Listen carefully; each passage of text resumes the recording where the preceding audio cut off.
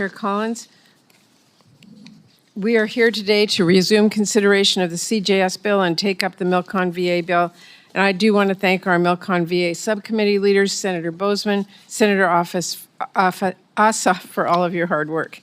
It is a good thing that by working together, we were able to put together a solid bill that invests in folks back at home. This is the way this process should work.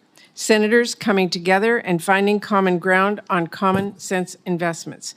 But I do have to acknowledge the elephant in the room here. It is no secret the path to advancing more of our bills is going to be harder because of the unprecedented partisan rescissions bill that Republicans just passed. It is extremely frustrating to see so many of the colleagues that have worked with us to pass funding bills turn around and vote to rip away the funding that we all agreed on. I've never seen anything like it because the Senate has never done anything like that before. We have never, until now, passed a purely partisan rescissions bill. It is a dangerous new precedent, and it poses some hard questions my colleagues across the aisle need to start answering. Because Russ' vote has not been subtle. Round 2 of these partisan cuts are on their way soon. He said that this morning. So what do my colleagues want to do? Do they want to turn this into the Rescissions Committee? Because that is one path we could end up going down. And as of now, we are one big alarming step down it. It is not the path I want to go down.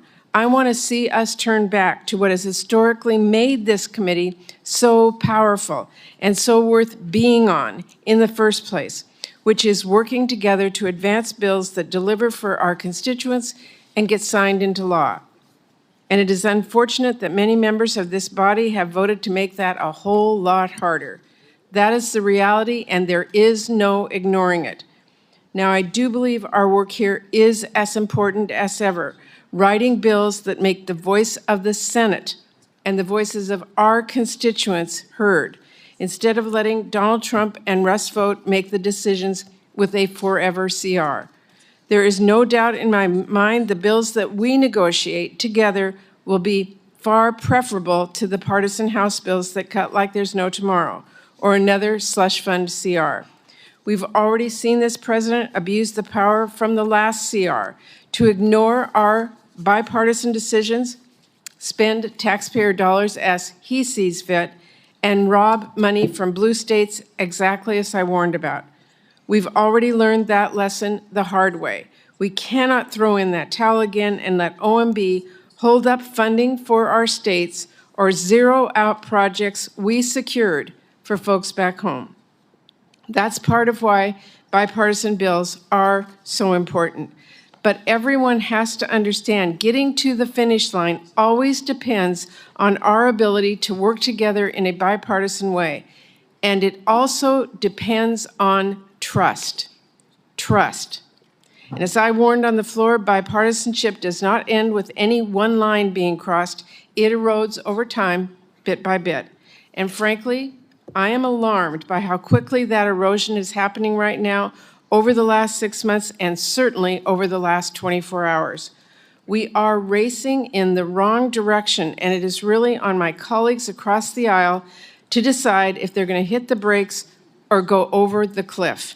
The question of whether forging a bipartisan path is hopeless or not will depend very much on whether this committee is able to lock arms and whether our colleagues will defend bipartisan deals from a budget chief who believes quite plainly that Congress and appropriators should have as little say as possible on federal spending.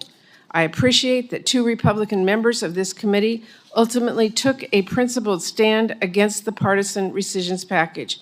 I really hope that more will join us in standing up for our power of the purse. Now, turning back to the bills before us today, the Milcon VA bill is one that I care deeply about.